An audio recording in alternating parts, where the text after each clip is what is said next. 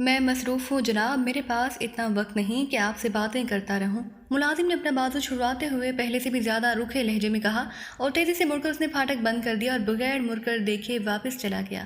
یہ ملازم تو فیاض سے بھی 2 ہاتھ آگے ہے، عمران نے حیرت سے بڑبڑاتے ہوئے کہا اور ایک بار پھر آگے بڑھ کر اس نے کال بیل کے بٹن پر انگلی رکھ دی اور اس وقت تک انگلی رکھی جب تک کہ ملازم کی جھلائی ہوئی شکل اسے دوبارہ برآمدے میں نظر نہ آئی۔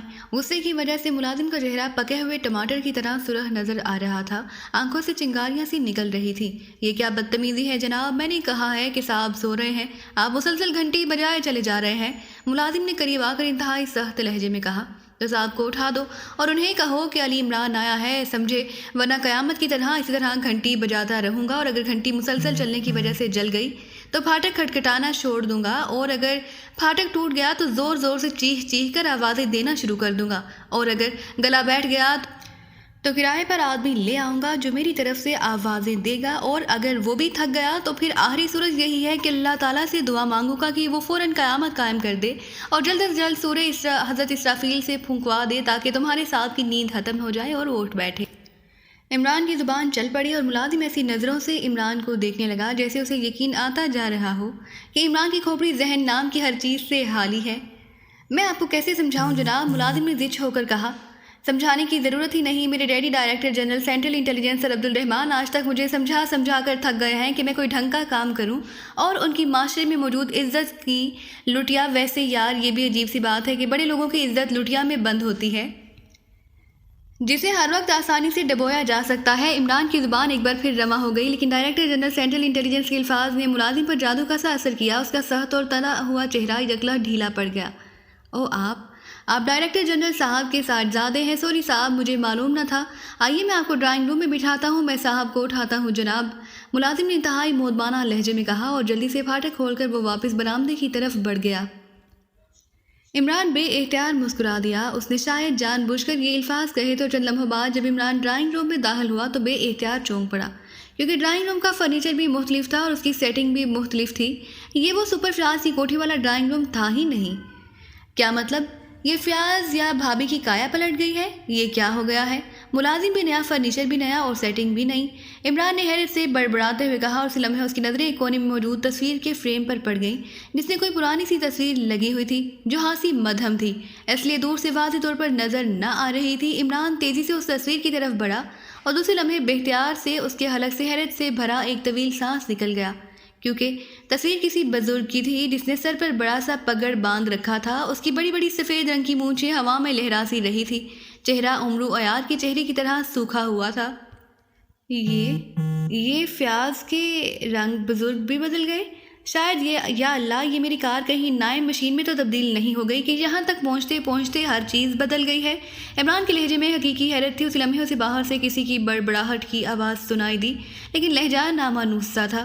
وہ تیزی سے مڑا اور بیرونی دروازے کی طرف دیکھنے لگا اور پھر دروازہ کھول کر جو آدمی اندر داخل ہوا اسے دیکھ کر عمران کی آنکھیں حیرت سے پھیلتی چلی گئیں، کیونکہ وہ اس کے لیے قطعی اجنبی نہ تھا۔ لمبوترا سا چہرہ، آنکھوں پر موٹے فریم اور سیاہ رنگ کی اینک، سر آدھے سے زیادہ گنجا، چہرے پر شدید بیزاریت کے آثار اور جسم پر سلیپنگ گاؤن پہنے وہ اندر آ رہا تھا۔ اس کی آنکھوں کی کیفیت سے ہی نظر آ رہا تھا کہ اسے گہری نیند سے اٹھایا گیا ہے۔ میں تو سپر فیاض سے ملنے آیا تھا، عمران نے آگے بڑھ کر حیرت بھرے لہجے میں کہا تو وہ آدمی بے اختیار چونک پڑا۔ تو آپ سپرنٹینڈنٹ فیاض سے ملنے آئے ہیں، یہ بات ہے، اور نہ مجھے حیرت تھی کہ سینٹرل انٹیلیجنس کے ڈائریکٹر جنرل کا لڑکا مجھ سے ملنے کیوں آئے گا؟ آنے والے نے چونک کر کہا، لیکن یہ کوٹھی تو سپرنٹینڈنٹ فیاض کی رہائش گاہ ہے، عمران نے مزید حیران ہوتے ہوئے کہا اور وہ شخص بے اختیار مسکرا دیا۔ آپ کے چہرے پر موجود بیزاری اور تناؤ دور ہو گیا تھا۔ تشریف رکھیے، میرا نام رانا بلال ہے اور میں محکمہ اسپیشل سروے میں چیف سپرنٹینڈنٹ ہوں۔ اس کوٹھی میں پہلے واقعی سپرنٹینڈنٹ فیاض صاحب رہتے تھے، لیکن انہیں اے بلاک میں بڑی کوٹھی مل گئی ہے اور وہ وہاں شفٹ ہو گئے ہیں۔ یہ بی بلاک ہے، جبکہ میں بہتر رہائش گاہ نہ ملنے کی وجہ سے مجبوراً سی بلاک میں رہ رہا تھا۔ اب یہ کوٹھی مجھے الاٹ ہو گئی ہے اور میں 2 روز سے یہیں ہوں۔ ملازم چونکہ آپ سے واقف نہ تھا اور میں گزشتہ 2 روز سے بیمار ہوں، اس لیے میں نے ملازم کو تاکید کر دی کہ کوئی بھی ملنے آئے وہ مجھے ڈسٹرب نہ کرے۔ آپ کا نام علی عمران ہے؟ میں نے آپ کا نام سنا ہوا ہے، لیکن آپ سے ملاقات نہ ہوئی تھی، رانا بلال نے پوری تفصیل سے اپنا تعارف کراتے ہوئے کہا اور عمران نے بے اختیار ایک طویل سانس لیا۔ اب ساری صورتحال کی وضاحت ہوئی تھی۔ اسے سپر فیاض سے ملے چونکہ کئی ہفتے ہو گئے تھے، اس لیے اسے سرکاری طور پر اس تبدیلی کا علم ہی نہ تھا۔ پھر تو واقعی آپ سے زیادتی ہوئی ہے، آپ کو میں نے جبراً ڈسٹرب کیا ہے، مجھے اجازت دیجیے۔ عمران نے الفاظ مسکراتے ہوئے کہا، جی نہیں، اب آپ بغیر چائے پیے نہیں جا سکتے۔ میرا تعلق رانا خاندان سے ہے اور رانا خاندان کی یہ روایت ہے کہ مہمان کو بغیر تواضع کیے واپس نہیں جانے دیا جاتا۔ تشریف رکھیے۔ احمد حسین چائے بنا رہا ہے، وہ چائے بے حد اچھی بناتا ہے، آپ کو یقیناً پسند آئے گی۔ رانا بلال نے ہنستے ہوئے کہا اور عمران ایک طویل سانس لے کر بیٹھ گیا۔ رانا بلال کے لہجے میں ہلوس تھا اور اس ہلوس کی وجہ سے عمران کو مجبوراً بیٹھنا پڑا تھا۔ یہ اسپیشل سروے کیا ہوتا ہے؟ آج کل ایک نیا لفظ متعارف کرایا گیا ہے، اسپیشل لوگ، یعنی ایسے افراد جو ذہنی یا جسمانی طور پر معذور ہوں، انہیں اسپیشل لوگ کہا جاتا ہے۔ کیا آپ کا سروے بھی اسی طرح کا اسپیشل سروے تو نہیں؟ عمران نے کہا تو رانا بلال بے اختیار کھلکھلا کر ہنس پڑا۔ بہت خوب، واقعی بے حد دلچسپ باتیں کرتے ہیں۔ سروے تو حکومت کی طرف سے عام طور پر ہوتے ہی رہتے ہیں، لیکن اسپیشل سروے کا مطلب ہے کہ حکومت جب بھی کسی خاص مقصد کے لیے سروے کرانا چاہیے تو ہمارا محکمہ حکومت کی ہدایت کو سامنے رکھتے ہوئے خصوصی سروے کرتا ہے اور اس کی رپورٹ حکومت کو دے دی جاتی ہے۔ مثلاً کسی خاص موقع پر یا کسی خاص مواقع کے سلسلے میں رائے عامہ کا سروے، مثلاً ملک میں تیل اور گیس کی پیداوار بڑھ رہی ہے یا نہیں، وغیرہ وغیرہ۔ رانا بلال نے پوری تفصیل سے اپنے کام کے متعلق بتاتے ہوئے کہا۔ اسی لمحے ملازم ٹرالی دکھیلتا ہوا اندر آیا۔ چائے کے ساتھ ساتھ مختلف ورائٹی کے بسکٹ بھی موجود تھے۔ اس نے چائے بنا کر ایک ایک پیالی دونوں کے درمیان موجود میز پر رکھی اور پھر بسکٹ کی پیٹیں رکھ کر وہ خاموشی سے ٹرالی دکھیلتا ہوا واپس چلا گیا۔ لیجیے، رانا بلال نے کہا تو عمران نے شکریہ ادا کر کے پیالی اٹھا لی اور پھر رانا بلال کے اصرار پر اس نے چند بسکٹ بھی لیے۔ آپ کو شاید حیرت ہو، لیکن آپ کا نام میں نے تقریباً ایک ہفتہ پہلے ایک غیر ملکی خاتون کے منہ سے سنا تھا۔ اس نے ہی مجھے یہ بتایا کہ آپ ڈائریکٹر جنرل سینٹرل انٹیلیجنس کے اکلوتے صاحبزادے ہیں۔ وہ خاتون آپ سے بے حد متاثر تھی، رانا بلال نے چائے کی چسکی لیتے ہوئے کہا، اور عمران اس کی بات سن کر بے اختیار چونک پڑا۔ غیر ملکی خاتون؟ کون تھی وہ؟ عمران نے بے اختیار ہو کر پوچھا۔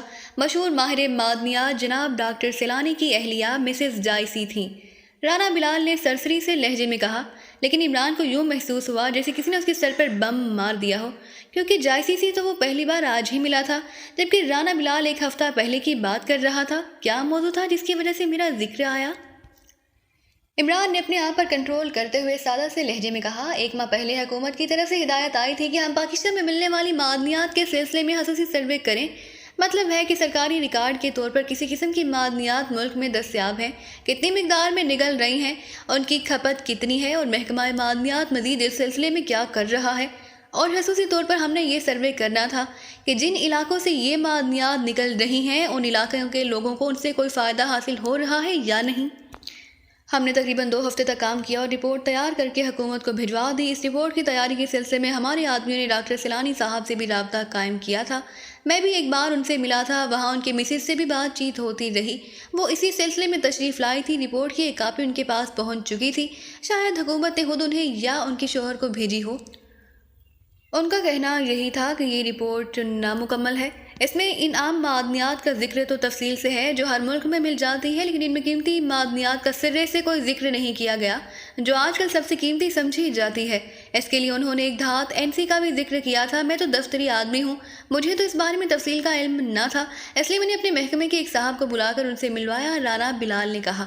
لیکن آپ نے یہ نہیں بتایا کہ میرا ذکر کیسے آیا تھا؟ عمران نے کہا۔ ہاں سوری، وہ بات تو میں بھول ہی گیا، دراصل اب عمر اتنی ہو گئی ہے کہ وہ پہلے جیسی یادداشت نہیں رہی۔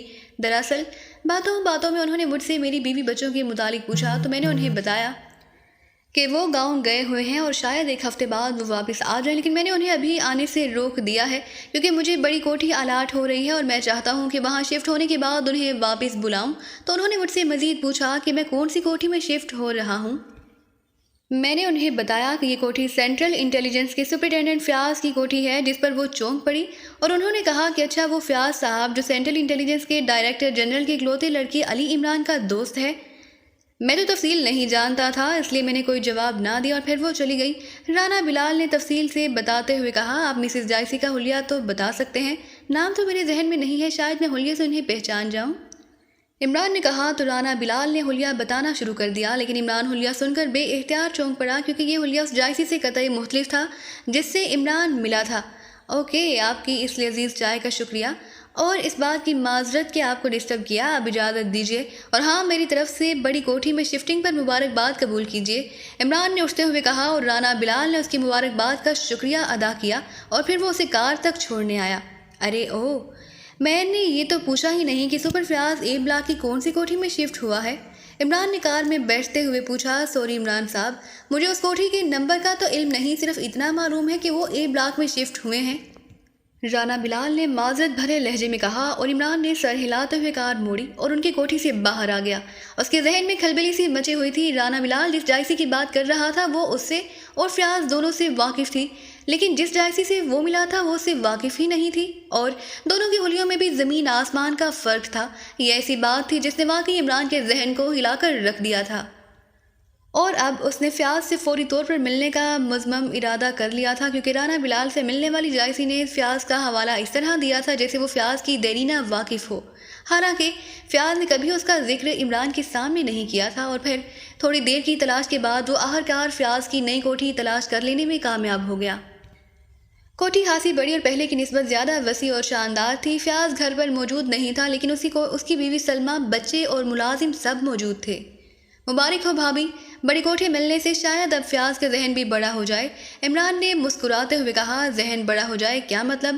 فیاض کی بیوی نے حیران ہو کر کہا۔ اس کے چہرے پر عجیب سے تاثرات تھے۔ ارے آپ تو گھبرا گئی، خدا نہ خواستہ یہ کوئی بیماری نہیں، جیسے دل کا بڑا ہو جانا بیماری کہلاتا ہے، میرا مطلب تھا ذہن میں بھی کوئی کوٹھی کی طرح وسعت آ جائے، عمران نے کہا۔ تو سلمہ کھلکھلا کر بے اختیار مسکرا پڑی۔ میں تو ڈر گئی تھی کہ نہ جانے اس بات سے آپ کا مطلب کیا ہے، سلمہ نے ہنستے ہوئے کہا، اور عمران مسکرا دیا۔ اسی لمحے فیاض بھی، جو شاید ابھی واپس آیا تھا، ڈرائنگ روم میں داخل ہوا۔ واہ بہن بھائی میں بڑی رازدارانہ باتیں ہو رہی ہیں، فیاض نے اندر داخل ہوتے ہوئے مسکرا کر کہا۔ اس کا موڈ بے حد خوشگوار لگ رہا تھا۔ بیچاری بہن بھائی کو رازدار نہ بنائے گی تو اور کسے بنائے گی، لیکن میں کیا کر سکتا ہوں جب اللہ تعالیٰ نے بہن کی قسمت ہی ایسی بنائی ہو، عمران نے کہا۔ کیا مطلب؟ کیا ہوا اسے؟ فیاض نے عمران کی بات سن کر بری طرح چونکتے ہوئے پوچھا۔ آپ بھی ہاں پریشان ہو جاتے ہیں، آپ جانتی تو ہیں عمران بھائی کی طبیعت کو۔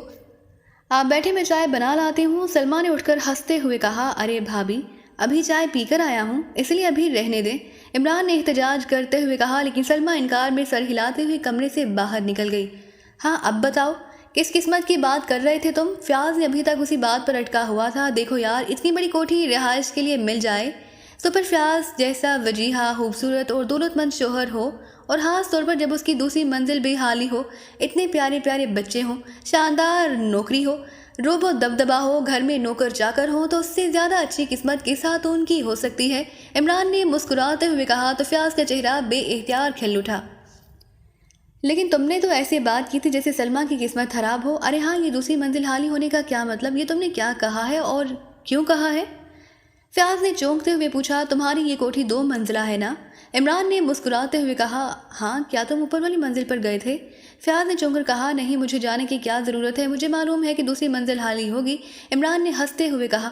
ہاں حالی ہوگی، میں نے وہاں نیا فرنیچر ایڈجسٹ کیا ہے اور بچوں کے کمرے بھی اوپر ہیں، فیاض نے قدرے غصیلے لہجے میں کہا۔ یہ تو کوٹھی کی بات تھی، تمہاری اپنی دوسری منزل کا کیا حال ہے؟ سنا ہے آج کل جائسی اس پر قابض ہے، عمران نے مسکراتے ہوئے کہا۔ جائسی؟ کون جائسی؟ فیاض نے بری طرح اچھلتے ہوئے کہا۔ ڈاکٹر سیلانی کی بیوی جائسی، سنا ہے بڑی خوبصورت اور طرح دار خاتون ہے، عمران نے مسکراتے ہوئے کہا۔ ہاں طرح دار ہے وہ، تمہارا کیا ہے، بس تمہیں تو کسی عورت کا نام معلوم ہو جائے جھٹ سے اسے خوبصورت اور طرح دار سمجھ لیتے ہو۔ ویسے جائسی انتہائی شریف اور باکردار خاتون ہے، تمہارے ڈیڈی نے ہی مجھے اس کے پاس بھجوایا تھا، فیاض نے منہ بناتے ہوئے کہا۔ اچھا تو پھر کامیابی ہوئی، عمران نے چونک کر کہا۔ کامیابی؟ کیسی کامیابی؟ فیاض نے چونک کر پوچھا۔ اس لیے اس نئے پیشے کی بات کر رہا ہوں جو تم نے شاید سائیڈ پروفیشنل کے طور پر اختیار کر رکھا ہوگا، میرا مطلب ہے شادی دفتر والا پیشہ، عمران نے کہا۔ بکواس مت کرو، اب تم اتنے بے حیا ہو گئے ہو کہ اپنے باپ کو بھی نہیں بخشتے، نان سینس، وہ سرکاری مسئلہ تھا، محکمے کو اطلاع کی گئی تھی کہ کوئی گروپ مشہور ماہر معدنیات ڈاکٹر سیلانی سے کوئی غیر قانونی کام کروانا چاہتا ہے، لیکن ان کے انکار پر انہیں قتل کی دھمکیاں دی گئیں، تمہارے ڈیڈی نے مجھے وہاں بھیجا تھا تاکہ ان سے تفصیلات معلوم کی جا سکیں۔ ڈاکٹر سیلانی سے تو ملاقات نہ ہو سکی کیونکہ وہ کسی کام میں مصروف تھے، البتہ ان کی بیگم جائسی سے ملاقات ہوئی، انہوں نے بتایا کہ ڈاکٹر سیلانی صاحب وہم کے مریض ہیں، انہیں اکثر ایسا وہم ہوتا رہتا ہے کہ ان کی جان کو خطرہ لاحق ہے، حالانکہ ایسی کوئی بات نہیں تھی، وہ تمہارے ڈیڈی کو اچھی طرح جانتی تھی۔ انہوں نے کہا کہ وہ خود فون پر تمہارے ڈیڈی کو کہہ دیں گی۔ اس پر میں واپس چلا آیا اور تمہارے ڈیڈی کو رپورٹ دے دی، وہ بھی خاموش ہو گئے۔ فیاض نے منہ بناتے ہوئے کہا، لیکن جس جائسی کو میں جانتا ہوں وہ تو نوجوان، انتہائی خوبصورت اور طرح عورت ہے۔ تم کہہ رہے ہو ایسا نہیں؟ کہیں تم کسی غلط جائسی کے پاس تو نہیں پہنچ گئے تھے؟ ذرا حلیہ بتانا اس کا، عمران نے کہا، اور فیاض نے حلیہ بتانا شروع کر دیا۔ یہ وہی حلیہ تھا جو اس سے قبل رانا بلال بتا چکا تھا، لیکن یہ اس جائسی سے قطعی مختلف تھا جس سے عمران مل کر آیا تھا۔ اتنی دیر میں سلمہ چائے بنا کر لے آئی اور پھر انہوں نے اکٹھے بیٹھ کر چائے پی، اور پھر عمران ان سے اجازت لے کر ان کی کوٹھی سے باہر آ گیا۔ مجھے ایک بار پھر جائسی سے ملنا ہوگا، عمران نے سوچا، اور کار کا رخ اس نے نواحی علاقے کی طرف موڑ دیا۔ لیکن پھر اسے اچانک خیال آ گیا کہ وہ سیکرٹ سروس سے کسی ممبر کی ڈیوٹی لگا دے کہ وہ اس جائسی کی نگرانی کرے۔ ہو سکتا ہے کچھ زیادہ مفید باتیں سامنے آ جائیں۔ چنانچہ اس نے ایک بار پھر کار کا رخ دانش منزل کی طرف موڑ دیا۔ میجر پرمود تیز قدم اٹھاتا کرنل ڈی کے دفتر کی طرف بڑھا چلا جا رہا تھا۔ کرنل ڈی نے اسے فوری طور پر کال کیا تھا۔ دفتر کا دروازہ حسب معمول بند تھا۔ میجر پرمود نے اپنے خاص انداز میں دستک دی۔ یس کم ان۔ اندر سے کرنل ڈی کی مخصوص آواز سنائی دی اور میجر پرمود زور دے کر دھکیل کر اندر داخل ہوا۔ کرنل ڈی اپنی مخصوص کرسی پر موجود تھا۔ میجر پرمود نے سلام کیا اور میز کی دوسری طرف کرسی پر بیٹھ گیا۔ کرنل ڈی کے سامنے ایک فائل موجود تھی۔ نائشم کی چوری کے سلسلے میں تمہاری رپورٹ پڑھنے کے بعد میں اس نتیجے پر پہنچا ہوں کہ تم اس کیس کو صحیح طور پر سمجھ ہی نہیں سکے۔ کرنل ڈی نے خشک لہجے میں کہا، جی کیا مطلب؟ میں آپ کی بات نہیں سمجھا۔ میجر پرمود نے حیران ہو کر کہا، تم نے یہی رپورٹ دی ہے کہ یہ ایک گروپ ہے جس کا سرگنا پاکستان کے محکمہ معدنیات کا ایک اعلیٰ افسر سردار اسلم حیات ہے، اور بلغاریہ میں ڈی سلوا اور پاکستان میں ڈاکٹر سیلانی کی غیر ملکی جائسی اس گروپ کے لیے کام کرتی ہے۔ یہ دونوں انتہائی قیمتی معدنیات کو تلاش کرتے ہیں۔ سردار اسلم حیات کا گروپ اسے چوری کرتا ہے اور پھر اسے بین الاقوامی منڈی میں فروخت کر دیا جاتا ہے۔ کرنل ڈی کا لہجہ اسی طرح خشک تھا۔ یس سر، میجر پرمود نے جواب دیا، اور تمہاری یہ رپورٹ ہے کہ ڈی سلوا کے کہنے پر اس گروپ نے مجھے بلغاریہ سے NC چوری کی، لیکن جب ڈاکٹر سیلانی نے اس کا تجزیہ کیا تو یہ ناقص نکلی، اور اس طرح ڈاکٹر ڈی سلوا کو اس کا طے شدہ معاوضہ نہ مل سکا، اور اس نے یہ سمجھا کہ جائسی نے جان بوجھ کر اسے معاوضہ نہ دینے کے لیے ایسی رپورٹ دی ہے، اس لیے اس نے انتقاماً حکومت کو مخبری کر دی کہ NC چوری ہو گئی ہے، اور اس چوری میں پاکستان والوں کا ہاتھ ہے، اور یہ بھی تمہاری رپورٹ میں شامل ہے کہ تم جائسی سے جا کر ملے اور پھر اس سے وہ ناقص NC معدنیات ڈاکٹر سیلانی کی تجزیہ رپورٹ کے ساتھ واپس لے آئے۔ کرنل ڈی نے کہا، جی ہاں۔ میجر پرمود نے ہونٹ چباتے ہوئے جواب دیا، تم نے واپس آ کر ڈی سلوا سے پھر ملاقات کی؟ کرنل ڈی نے غور سے میجر پرمود کو دیکھتے ہوئے پوچھا، نہیں، اس کی میں نے ضرورت ہی نہیں سمجھی، حکومت خود اس سے نمٹ لے گی۔ میجر پرمود نے کہا، اب پہلی بات تو یہ سن لو کہ تم جو کچھ NC کے طور پر لے آئے ہو وہ NC نہیں بلکہ ایک معدنی پاؤڈر ہے۔ دوسری بات یہ کہ جو لیبارٹری رپورٹ اس بیگ کے ساتھ منسلک تھی اور جسے تم نے ڈاکٹر سیلانی کی تجزیاتی رپورٹ کہا ہے، وہ تجزیاتی رپورٹ اس پاؤڈر سے متعلق تھی، اور اس پاؤڈر کو سائنسی زبان میں NQ کہا جاتا ہے، اور اس رپورٹ پر NC کی بجائے NQ درج ہے، جسے تم نے شاید جلدی میں NC سمجھ لیا تھا۔ تیسری بات یہ کہ ڈی سلوا غائب ہو گیا، لیکن اس کی رہائش گاہ کے تہھانے سے اس کی سڑی گلی لاش برآمد ہوئی ہے، اور طبی ماہرین کے مطابق یہ لاش 1 ماہ پرانی ہے۔ مطلب یہ ہوا کہ تم جس ڈی سلوا سے ملے تھے وہ اصل ڈی سلوا نہیں تھا، تمہاری ملاقات اس سے 2 روز پہلے ہوئی تھی، جبکہ اصل ڈی سلوا کو فوت ہوئے 1 ماہ گزر چکا ہے۔ اور چوتھی بات یہ کہ ڈاکٹر سیلانی اور اس کی اہلیہ جائسی گزشتہ 3 ماہ سے یونان میں موجود ہیں۔ وہ حکومت یونان کی خصوصی دعوت پر وہاں کے معدنیاتی سروے میں مصروف ہیں، اور اس کا مطلب کہ تم اچھی طرح سمجھ سکتے ہو کہ جس جائسی سے تمہاری ملاقات ہوئی وہ بھی جعلی تھی۔ کرنل ڈی سلوا نے رک کر کہا، اور میجر پرمود کے چہرے پر حیرت کے ساتھ ساتھ شرمندگی کے تاثرات بھی پھیلتے چلے گئے۔ ویری بیڈ سر، واقعی مجھ سے اس رپورٹ پر شاید کوتاہیاں ہوئی ہیں، میں اس کوتاہی پر ہر سزا بھگتنے کے لیے تیار ہوں، میجر پرمود نے انتہائی شرمندہ سے لہجے میں کہا، اور کرنل ڈی کے سخت اور پتھریلے چہرے پر پہلی بار مسکراہٹ ابھری۔ مجھے تمہارے اس اعلیٰ کردار پر فخر ہے میجر پرمود کہ تم نے اپنی کوتاہیوں کا اس برملا طور پر اور فوری اعتراف کر لیا ہے، لیکن میں اسے کوتاہی نہیں سمجھتا۔ اگر میں اسے کوتاہی سمجھتا تو تمہیں اس طرح طلب کر کے تم سے اس بارے میں گفتگو کرنے کی بجائے تمہیں کورٹ مارشل کرائے جانے کا حکم صادر کر دیتا۔ میں نے اسی لیے پہلے بھی یہی کہا تھا کہ تم اس کیس کو سمجھ نہیں سکے ہو، اور دوسری بات یہ کہ تمہاری تربیت اس انداز میں نہیں ہوئی جس انداز کا یہ کیس تھا۔ اصل میں تو یہ کیس سیکرٹ ایجنٹوں کا تھا، کیونکہ وہ پہلے تحقیقات اور انکوائریاں انتہائی صبر سے کرتے ہیں اور پھر جب وہ کسی نتیجے پر پہنچتے ہیں تو ایکشن لیتے ہیں۔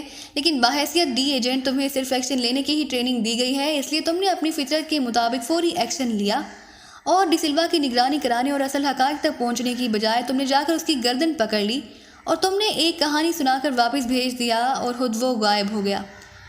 اس نے تمہیں جائسی کا کلیو دیا اور تم نے اسی انداز میں جا کر جائسی کو پکڑ لیا۔ جائسی نے بھی تمہارے ساتھ وہی سلوک کیا جو ڈی سلوا نے کیا تھا۔ نتیجہ یہ ہوا کہ تم مطمئن ہو کر واپس آ گئے کہ تم نے مشن مکمل کر لیا ہے، اور جہاں تک مشن کو نہ سمجھنے کی بات ہے، اصل مشن یہ تھا کہ تم نے چوری شدہ NC برآمد کرنی ہے۔ اصل مشن یہ تھا کہ بلغاریہ سے انتہائی قیمتی معدنیات مسلسل چوری ہو رہی ہے۔ تم نے اس گروپ اور اس کے چیف یا ہیڈ کوارٹر کا کھوج لگانا تھا اور پھر حکومت کو رپورٹ دینی تھی۔ حکومت خود ہی ان سے اپنے طور پر نمٹ لیتی۔ کرنل ڈی سلوا نے تفصیل سے جواب دیتے ہوئے کہا، اس حوصلہ افزائی کا بے حد شکریہ جناب۔ مجھے واقعی اب احساس ہو رہا ہے کہ میں نے مشن کو درست طور پر نہ سمجھا تھا، لیکن اب اس مشن کو سمجھ چکا ہوں اور اب اس پر کام کرنے کے لیے تیار ہوں، اور انشاءاللہ اس بار کوئی کوتاہی نہ ہوگی، میجر پرمود نے جواب دیتے ہوئے کہا۔